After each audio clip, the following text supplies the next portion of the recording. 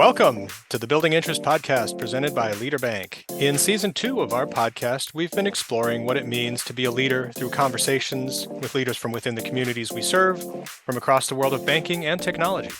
Each conversation focuses on our guest's personal leadership journey and provides insights on what it means to be a good leader. In our last episode, we were joined by Brian Taylor, Chief Financial Officer at Leader Bank, and we talked about his journey of becoming a CFO and how recent bank failures impacted financial portfolios, risk management, and other aspects of the industry. If you haven't listened yet, I do suggest you give episode 23 a listen. Today, I'm excited to announce that we are joined by Nathan Baumeister, CEO and co-founder of ZSuite Technologies, to discuss his leadership journey, entrepreneurial successes, and the importance of living your brand. Welcome, Nathan. Hey, thanks, Greg. Excited to be here. Oh, I'm excited to have you. So it's great to talk to you once again. And, over the years, our paths crossed a few times in our day-to-day roles between my duties at the bank and your duties over at ZSuite. But we never really got to talk about what makes these things tick. And so I definitely want to talk a little bit about banking and fintechs today and what all that means. But first, let's just step back a bit. You were actually in some totally different industries before. Is that right? Yeah, so I always knew that I wanted to run companies, build companies, do startups, all that fun stuff. But I really didn't have a vision of what industries or where I wanted to get started. And so my first opportunity, it fell in my lap to help someone start a company in the fitness industry. It's actually inventing a new fitness product. I didn't invent it. He invented it, and I helped him with it. So spent a couple years in that industry working on a couple different projects there before I decided that though I love health and fitness, it was not what I wanted to spend my professional time doing. And, I fell into fintech, specifically working with banking software right after that. And it's been a great ride since then. It's a wonderful industry. So you kind of just woke up one day and decided that your lot in life was going to be to help companies get off the ground? How do you kind of get interested or involved in that in the first place? I well, so it goes back to high school. Okay. I actually made that decision all the way back in high school. There was kind of two paths I saw my life going down. One was I really wanted to be a stuntman and an actor. I thought that would be awesome, but mainly stuntman stuff. I grew up. That sounds awesome. I know it sounds like you get to jump off buildings and they set you on fire and you get to crash cars. Like this sounds amazing, right? So I was a diver. I was also a gymnast. So I'm very comfortable with heights and flipping and all that stuff. And anyways, it sounded like a lot of fun. So that was one thing that interested me. And then for some reason, the other thing that interested me was starting up and running companies. It felt like it was a good mixture of kind of risk and fun, but you kind of still have a lot of control over your own destiny and kind of doing those types of things. And at some point, I decided that maybe startup companies was a little bit riskier than being a stuntman. I actually don't know if that's true now that I've been working with startups for as long as I have now, but I suppose there's risk in anything, right? But at least in this case, the risk is not that you're going to be set on fire or that you're going to fall to your death down a canyon or something. Well, getting set on fire is actually part of the purpose, right? So, anyways, getting hurt, set on fire. There you go. But don't worry, my retirement plans after doing entrepreneurship for a while is I'm sure that someone will want a 50 or 60-year-old stuntman at some point, right? I mean, movies crash people of all ages, right?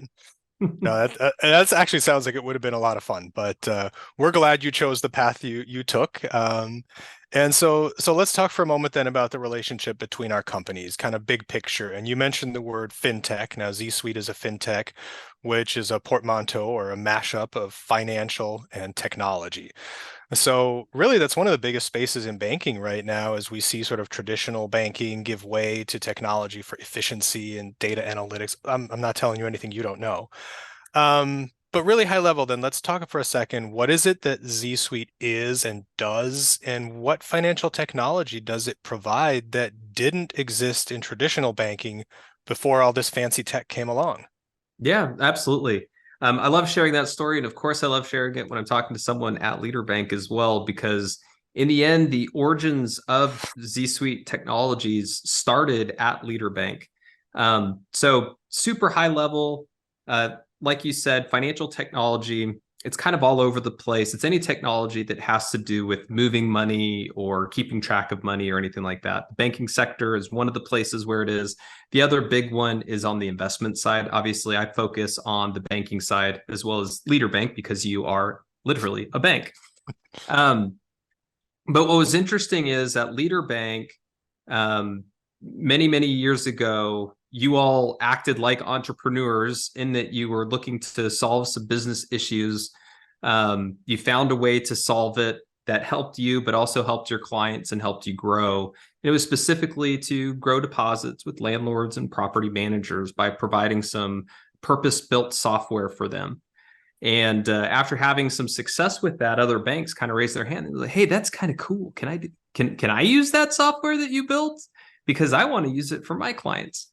And as all leaders need to do, and I think this is a great leadership lesson, is you need to decide what business you're in, what your strengths are, what your weaknesses, and what is necessary to find success in whatever endeavor you choose to go down.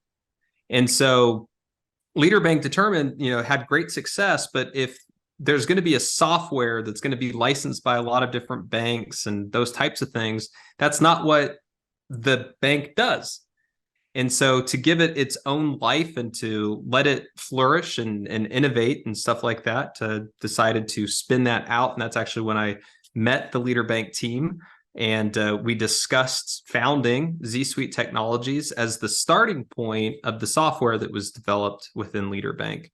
And so we did that all the way back in 2019, and it's been fabulous so far across the journey of 4 years that we've been in business. And we started with the software to help landlords and property managers, to help banks build relationships with them. We've now since expanded our portfolio to help with escrow and sub-accounting. It's really nerdy. It's super niche-y.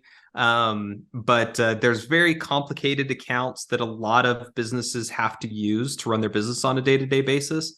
And our software just makes it simpler for them to do that. And then the benefit the banks get are those deposits and relationships with those commercial customers. So from a high level, that's what we do. And that's what we focus on. So obviously you mentioned Leader Bank, and we'll talk a little bit more about the genesis of ZSuite. But right from the bank side, so the bank is looking to leverage a new product or facilitate a particular process or something, right? And you go out and you're looking for a solution. Now, in our case, we started by building that solution, but it doesn't always work that way. But what does that relationship look like from your side, right? Because you're the one who has the answer. How do you find the bank that's asking the question? How do you look to add more banks as your clients? Do they come to you? Do you find them? Is it always one of those two directions or not the other?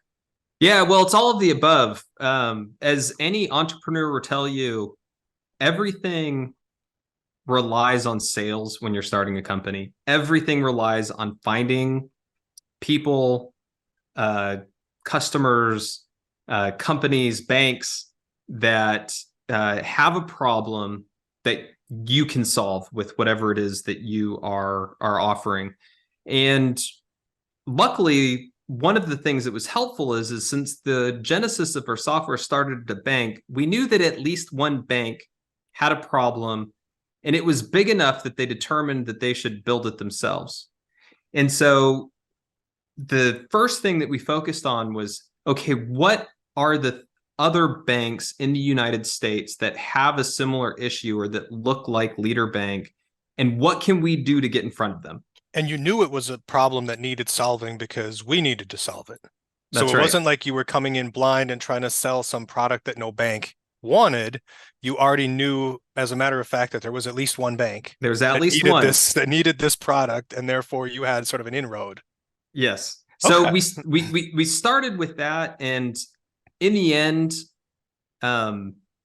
any person that is trying to build a company or launch a new product, I would just say if you can find a pain point that multiple people have and you can solve it, then whether or not your first contact with them is because you reached out to them or they reached out to you or whatever it might be, if you're solving something that really is a big enough pain for them, that the sales will take care of themselves. I mean, you still have to follow your appropriate processes and do all your marketing and have, good relationships and all that stuff. But it's a heck of a whole lot harder if you're not solving an actual problem that they have. And it sounds to me like that's really where you came in, right? So for the history lesson, for the background here, the idea of these Z products, like you mentioned, they did start organically within Leader Bank. They were a part of Leader Bank initially when there was a team here at the bank that developed this and came up with this. But then, as you mentioned, when we wanted to start being able to leverage that technology to other banks and fill that need in other places, it'd look a little funny if a bank-owned company were pitching this to other banks. And so ZSuite was born as an independent entity. Now enter Nathan Baumeister.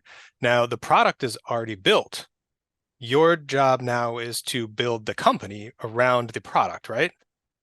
Yeah, absolutely. So what does that look like? Like you show up day one and here's a product. Banks want this. Go to work. What are you doing? Well, remember, one bank wants it. That's what we knew. Right. We knew one bank wanted it.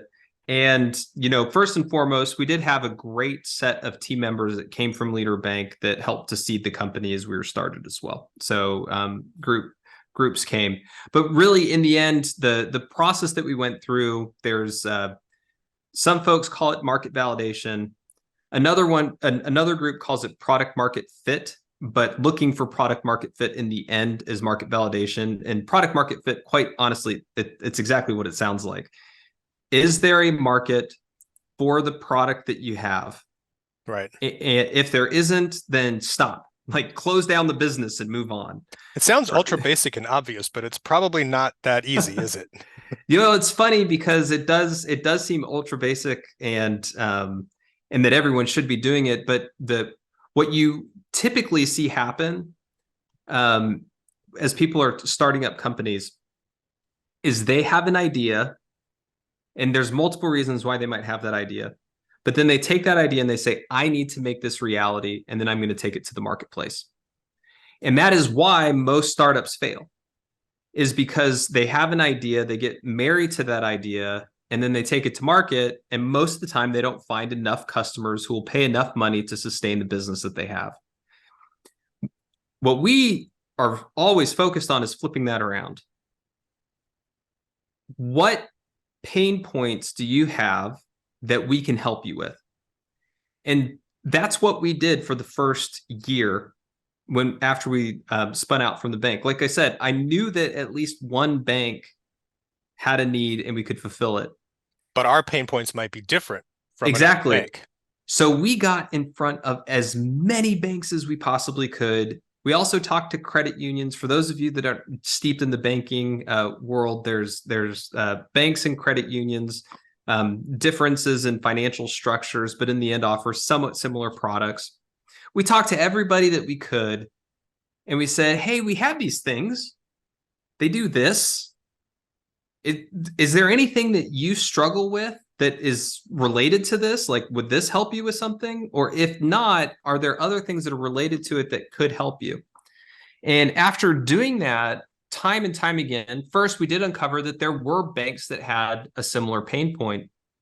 But what was interesting is there's a lot of banks that said, this thing from this product is really interesting, but I can't license it. We're like, well, why not? Well, because we have a bigger issue that the thing that you're solving is only a subset of. And so I'm not going to license it until you can solve the bigger issue. And I don't want to get too technical, but basically, as I mentioned, we work with escrow accounts. Yep. The original product one of the original products we had was to help with tenant security deposit accounts, which is a type of escrow account. And we found out there's a bunch of other their government entities, nonprofits, law firms, funeral homes, nursing homes. There's all these different companies that need to use escrow, and there wasn't a good solution out there. So viability came in the form of adaptability. That's right. And it always does, right? This is why I say that if you start a company married to an idea, you will fail. If you start a company with a market that you're going after and big open ears to ask a whole bunch of questions of what problem you're trying to solve, you will find a problem that you can help with that they're willing to spend money on. Well, so and I had a particular sort of question in mind that I wanted to go down this road, and now I have to adapt my question, much like your business, kind of to what we've been talking about here, right? Um, Jumping from a totally different industry and a totally different background, and now immersing yourself in fintech. I mean, that's a bit of a leap of faith on your part, but maybe it's not. Maybe it's just a culmination of really carefully calculated risks, right? I mean, it seems to have worked out, but did you know somehow that it would work out? Like, was this a leap of faith or was this, oh no, I know exactly how we're going to take this company forward?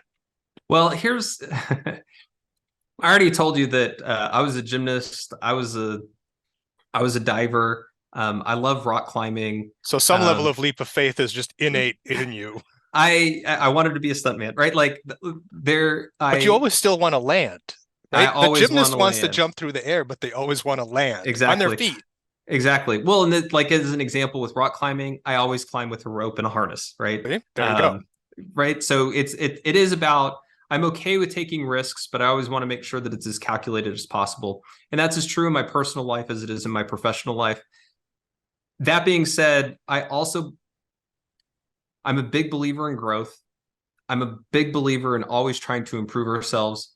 And if we don't put ourselves in risky situations that require some faith, some element of faith to move forward into the unknown, I don't think that we're going to get the type of growth that could be possible. But when you take those risks, it's again, how calculated could it be, right? So I got as much education as I could. I got as many mentors as I could. I got as much experience as I could. I studied as many startup companies as I possibly could to look into what's going to happen. But I will say, I mean, it does take a leap of faith. So when I first talked to Jay Tooley there at Leader Bank about ZSuite Tech, I did not know that we would end up building an escrow and sub accounting platform. Right. I could tell you that right now. But what I did know is that I had a solid foundation to build from. And I knew that I was curious enough that I'm sure I could find something that will help to build this business in a way that will be successful.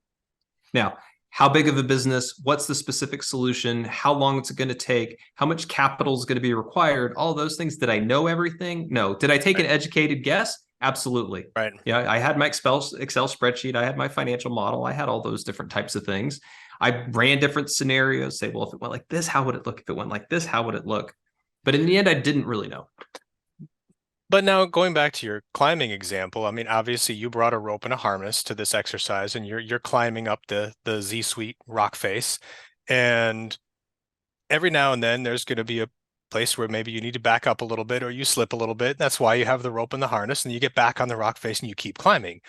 But it's not just Nathan by himself. You got a whole team there, right? So now how do you work sort of that harnessing and encourage people to get back on the rock face if they fall off when there's ups and downs in a business that other folks depend on you? Yeah. Well, that's a great question. Now we're getting to the leadership, right? Because if Nathan falls off the wall and gets back on, that's great for Nathan.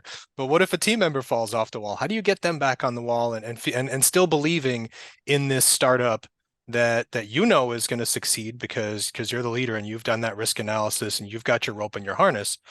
But how do you get other folks to buy into that and believe that the business is going to flourish? Yeah.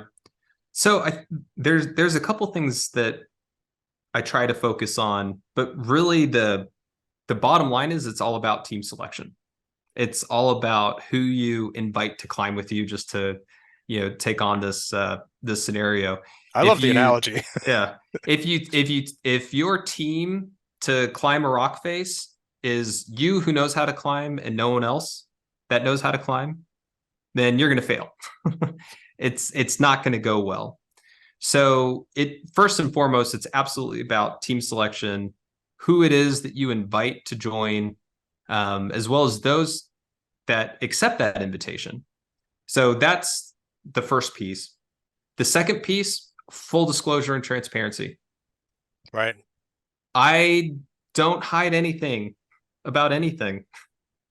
We're all in this together. we're all trying to accomplish the same thing. We all share the information together so that we can make decisions together and so that we continue to move forward. And we keep that communication up. So if, hey, I'm slipping, oh, hey, maybe you need to take a break. I'm too tired, I can't do this anymore. Okay, maybe you take a break. This particular route is beyond my skill set. Great. It's not beyond that other person's skill set. Right. And so having high levels of communication with the right people as you're trying to accomplish big things is what I think allows a team to be successful. And, there's really not much, from my perspective, there's not much more to it than that. It's not that I think that most leaders withhold information on purpose. I just think that they forget the importance of actively sharing often, over and over again. I think that makes a lot of sense. And I think it also makes a lot of sense for the startup mentality, which I know we're really beating this climbing analogy, but it's like you said, the team that you bring on should have some experience climbing, but nobody, yourself included, has ever climbed this particular incline before because it's a startup, it's a new venture. And so that really does make a lot of sense in terms of maybe you're part way up and it's not the right best way, and you track back a little bit. You have to communicate to your team that we're going to go a different route. And here's why. Here's what we found up there. Does everyone agree? Does anyone Yeah. want to push back? Is this not the right decision to make? Good, like speak up because we need to know. Now, with all that and changing over time and seeing sort of where things work and where they don't, before ZSuite was its own company, it was basically the child of a strong financial institution. Then all of a sudden you have to stand on your own. What's that challenge like from a leadership perspective, from culture, from being independent and profitable within changing market conditions, but you no longer have the bank as the master safety rope? Yeah. Well, I think that first things first, if you want to build a software company, or let me back up. If you want to build any type of company, when I talk about the team that's with you, it is the whole team. So it's not just the actual employees or team members or members of your leadership team and executive team and your developers and stuff like that. It's also the investors that you have and the support that you have. So the first thing that we did is we not only recruited the team to run the company and build the company, but we also recruited outside investors that could help us as well and support it. Those who know software, that knew the industry and knew the space, knew the team that we were putting together and what we were trying to build, to be able to have that support.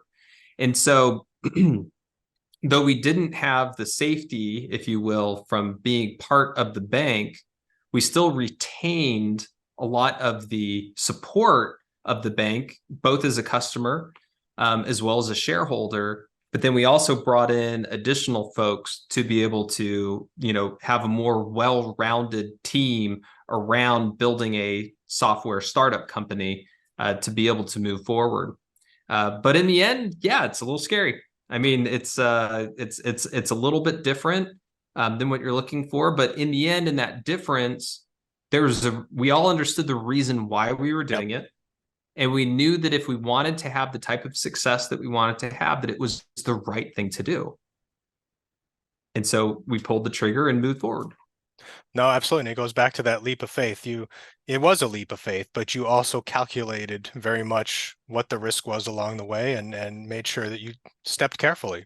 So no, I think that's really, really interesting. And, thinking about how companies exist, you always just think about the employee team. And like you mentioned, there's so much more to it. There's the companies you work with, there's the investors behind you and so forth. I think that's really, really key for folks listening to kind of understand how to make sure you have a viable company rather than, like you said, a startup where you're married to an idea, but you don't have that support and that drive, and it doesn't end up working. So let's dig a little bit more into you personally. We talked a lot about leadership this season and building interest, and we talked about a lot of bank products and things last year, and we're really trying to get to that leadership role type of thing this year. And leadership comes in a lot of different formats, and a leader isn't always the person that has CEO and co-founder in their title. You conveniently have those. And that puts you in a position where people look up to you and they admire you and they want you to be their leader. Earlier this season, we spoke with a gentleman named Marty Sunday. There's another earlier episode this year that I would highly recommend. Yeah. And He's a great friend of mine. I've known him for years. he's a wonderful man. He really is. He shared this concept of having a personal theme or a personal brand or a personal slogan rather than just having a culture at a company sort of to adhere to.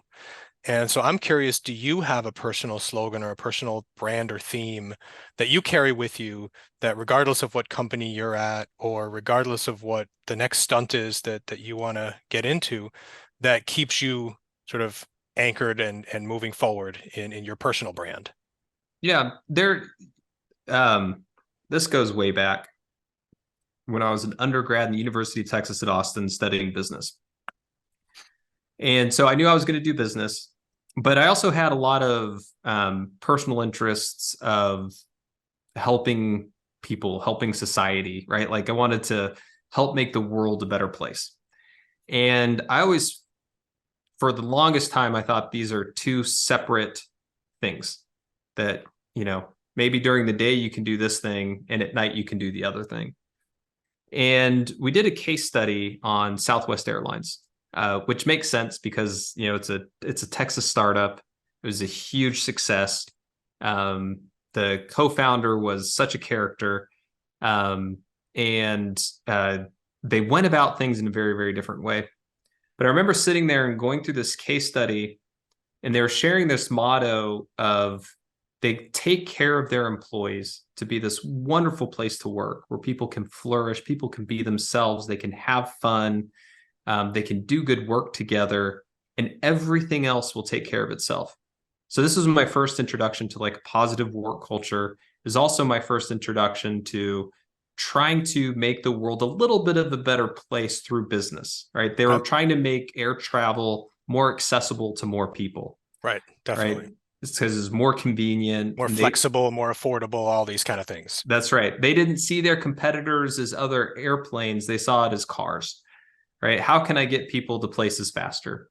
And that stuck with me. I was like, well, I mean, if that's the case, any company I start or any company I work with, I want to work at a place like that actually cares about people, cares about their team members, cares about their customers, is trying to help people improve their lives and stuff like that. It wasn't just about profit, profit, profit. And so I made a commitment at that point in time as an undergrad that that's what I wanted to do. And that's really carried through the personal desires that I have to connect with people deeply, serve them, love them, care about them, is in my whole sphere of influence, whether it's building companies or outside of building companies. And that's always been my mantra. I don't have a specific motto or anything like that, but I care deeply about people. I have a very strong desire to serve others, to be able to help them be better, become better, whatever they need to be able to be more fulfilled and more full of joy. And I want to do that through the companies that I'm a part of, as well as in my personal life. And that'll continue to be the case no matter what happens in the future. So the expression is laughter is contagious, right? And so contagious has kind of a negative connotation in our society. But do you feel like your brand of leadership is contagious? Does that allow folks who work with you or for you or so to get that same vibe and to feel that same joy and energy in the workplace? Well, that's a question you're going to have to ask others, because I don't know, because part of it is I don't know how much I can actually influence other people that I work with to kind of take on that type of attitude and stuff like that, or if it's just we all kind of attract each other to be Fair able enough. to be able to do those types of things. But I can say absolutely the people that I've worked with throughout my career, I have found so many like-minded individuals that I've just absolutely loved building businesses with, as well as building lives with. Right. And it has just been such an immense pleasure and is 100% my favorite part of business. So kind of last topic for you. You have mentioned a bit ago about what you do during the day and what you do during the night. And you already kind of hinted that in some ways for you, this blends together, and you obviously bring some of your personal drive and your personal likes and experiences into the workplace. But most people aren't necessarily switched on 24/7, right? Everybody needs a chance to recharge their batteries, get ready for the next big thing, change in their lives and their careers. What does Nathan Baumeister do to recharge? What's something that people may not know about you that you get to do in your off time? You come back to work always with that fresh, ready smile to love your business and your people and move forward. Yeah. Well, the way I usually think about it is there's different spheres in everybody's life, and I don't think that they should all be treated equally all the time, but all of them should be balanced out. So you should do the appropriate investment across each sphere that helps you to feel the most energized, the most fulfilled, to continue to doing all the things that you love and or that you need to do. There's a time and a place for everything, but don't do one at the expense of the other. Well, you're always going to have trade-offs, right? You're always going to have trade-offs. But what I found is if you're making too much of a trade-off, you will know it. Because you will have less energy, or you're a little bit more cranky, or you're not living up to your potential, or whatever it might be. So professionally, what I do when we come to work and all that stuff, family is a huge one for me. I'm lucky enough that I have 4 wonderful kids, a wonderful wife, a dog that I love spending time with, as well as kind of all my extended family. I personally believe everybody needs a creative outlet. Everyone needs to dive into creativity. If you're seeing the video here, you can see my guitars in the background. I have a drum set over here. I love music. I love acting. I love performance. I love doing these types of things to do that creative itch. For some people, building an Excel spreadsheet is their creativity. Other people, it's coding things. Other people, it doesn't have to be like artistic, but some sort of creative outlet. Physicality or fitness, I think, is absolutely important. Looks different for everybody. And spirituality is another one that to me is important. And a lot of people might hear that and think organized religion. I am, active in organized religion, but I think there's a lot of ways to connect with spirituality outside of organized religion. But it's about that community and trying to figure out, deeper meanings in life and why I'm here, or whatever it might be. And it's looking across these spheres that I think are important. And if I find that I'm not investing enough time in any one of these, You then notice. I notice, and I need to ask the question, okay, what is it that I need to change to be able to kind of get back into balance? And so anyways, in all of it, I pick things that are interesting to me and that are fun to me. It just so happens that all of them happen to be challenging because, like I said, I like to grow. That's just you.